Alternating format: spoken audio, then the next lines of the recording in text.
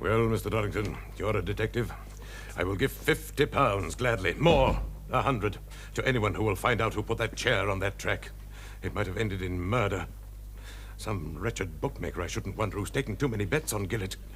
As I've said 1,000 times, betting nowadays is the curse of all sport. Has he said it 1,000 times? Yeah, at least. He's got a bee in his bonnet about betting and bookmakers.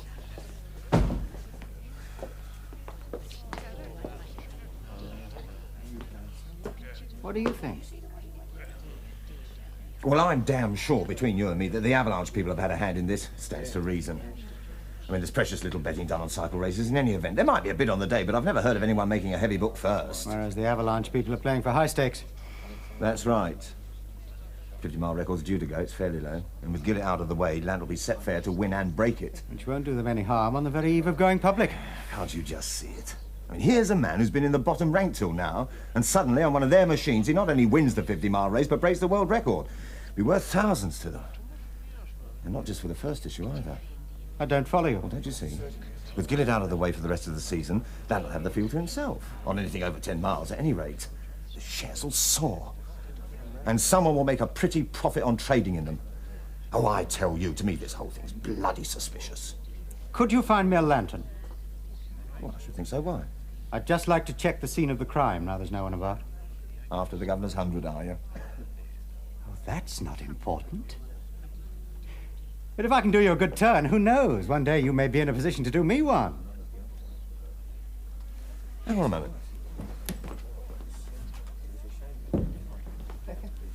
Here.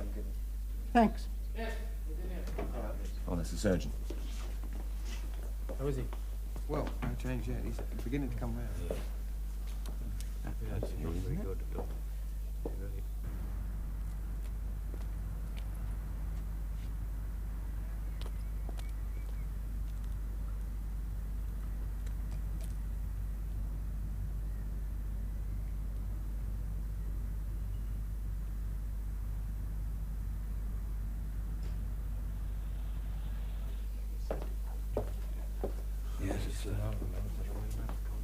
Find anything? Nothing to speak of. Well, I'll tell you one thing. It must have been the work of an outsider.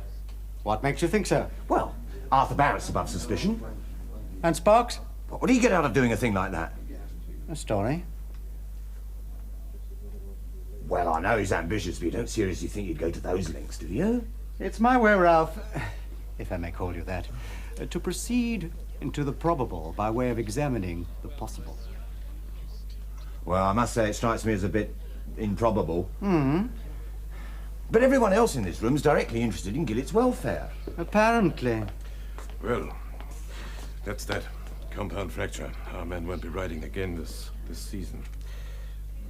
Do you remember what I said about rewarding anyone who could discover the perpetrator of this outrage, Mr. Dorrington? Yes? Well, I was excited at the time, but I quite held to it. This is a shameful business. Oh, indeed it is. I hear you've been looking about the grounds. Did you perhaps find anything? Nothing very much in the way of clues, I'm afraid, but I'll think about it. Oh, please do. Nothing would give me greater pleasure than to pay you that reward. I beg you not to rest until you've found the culprit. My hand on it. Well, now, if you'll excuse us, Ralph here and I have to go and see what we can do to stave off the effects this outrage is likely to have on our business. Naturally. Good night. Good night. Oh, I'll send those cigars over in the morning. Oh. No question of it. Well, thanks again for the dinner and everything.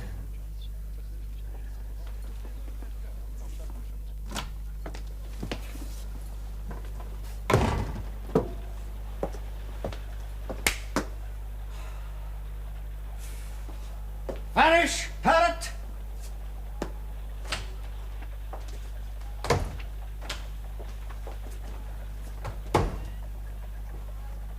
Where do you think you two are off to? I was just about to escort Miss Parrott home, sir. Indeed. Well, I hate to stand in the way of Cupid's dart, but she's not going home yet a while. And as for you, you're taking the next train to Exeter. Exeter, sir? Look it up. Have we any bill stamps about? Yes. Good. I want a bill stamped made out in the sum of £10,000 payable to me or to my order 6 months after date. Leave the date and the name of the signatory blank, quick as you can. We're the only ones in half an hour, sir. And you'd best run for it, hadn't you? Find out all you can about these works. Length of lease, in whose name, state of premises and business. Telegraph your findings to me, Poste Restante, Birmingham, Main Post Office, not later than 8 a.m. tomorrow morning. But the train doesn't get into Exeter till 2 in the morning, sir. You won't get there at all if you stand there arguing. Ah, good. I suppose I couldn't ask what all this is about. You suppose are right. You can go home now, Parrot. Thank you, sir. And at 8 o'clock tomorrow morning, you will be outside the house of Mr. Paul Mallows, 58 Upper Sandown Place. You will follow him, and you will telegraph your findings to me, Poste Restante, to Birmingham Main Post Office, what he does between leaving home and, as I think he will, catching the 10:10 to Birmingham. Why, Birmingham? Because that's where I shall be, waiting for him.